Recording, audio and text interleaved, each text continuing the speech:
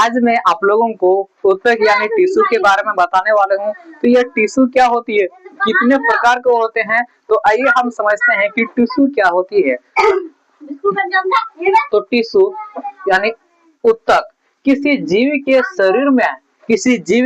शरीर में यानी कोई जीव है और जीव के शरीर यानी उसकी बॉडी में शरीर में कोशिकाओं के समूह को ऊतक कहते हैं।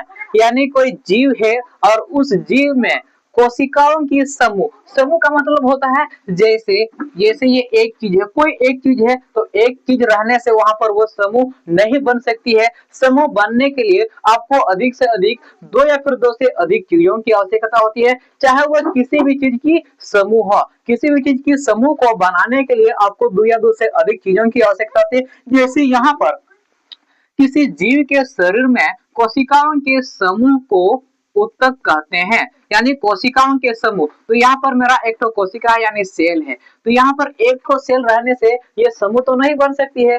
तो सबसे पहले यहाँ पर इसको समूह बनाना पड़ेगा, वो भी कोशिकाओं की। तो यहाँ पर हम बना रहे हैं कोशिकाओं की समूह। यहाँ पर अब कई सारे कोशिका यहाँ पर अब मिल गई यानी जुड़ गए। अब ये हो गई हमारी कोशिकाओं की समूह। यहाँ पर हम ये सब कोशिका है, ये भी सेल है, सबके सब सेल है, ये सेल है।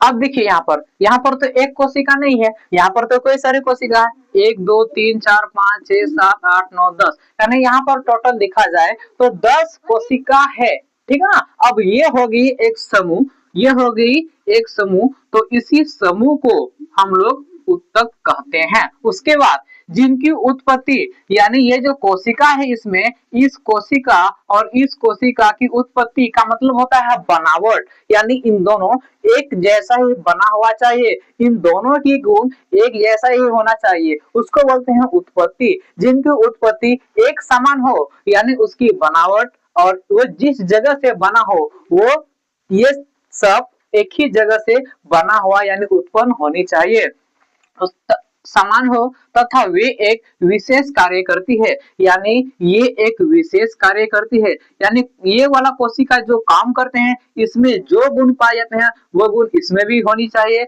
और उसके साथ इसके साथ साथ इसमें भी होनी चाहिए। यानी इन सभी कोशिकाओं में देखने में भी एक जैसा होनी चाहिए, इनकी वजन भी एक जैसा होनी चाहिए और इनकी काम भी एक जैसा होनी चाहिए। तो उसको हम लोग बोलते हैं समान कोशिका, यानी समान। अब ये होगी समान कोशिकाओं की समूह। जब यहाँ पर समान कोशिकाओं की समूह होगी तो अब हम इसको कहेंगे ऊतक। अब ये हमारी एक ऊतक है और ऊतक क्या यानी वे एक विशेष कार्य करती है और ऊतक ये एक विशेष कार्य करती है।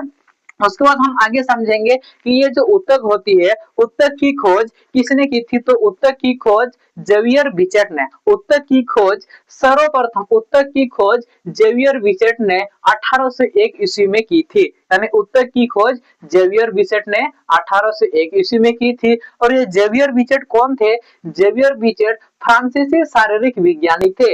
यानी ये जेवियर बिचेट फ्रांस के एक वैज्ञानिक थे, यानी शारीरिक वैज्ञानिक थे, यानी वो शरीर के बारे में जानते थे, शरीर के बारे में वो शारीरिक वैज्ञानिक थे। शरीर का एक एक पार्ट्स के बारे में उसको पता है, उन्होंने शरीर के बारे में स्टडी की थी। और जेवियर बिचेट फ्रांसीसी शारीरिक वैज्ञानिक थे और ये जेवियर बिचेट ने ये ऊतक की खोज कैसे की? तो जेवियर बिचेट ने सूक्ष्मदर्शी की मदद से शरीर में सूक्ष्मदर्शी की मदद से जेवियर बिचेट ने शरीर में एक समान कोशिकाओं की समूह को देखा और उन्होंने एक समान कोशिकाओं की समूह को देखने के बाद उसके बारे में उन्होंने अध्ययन किया।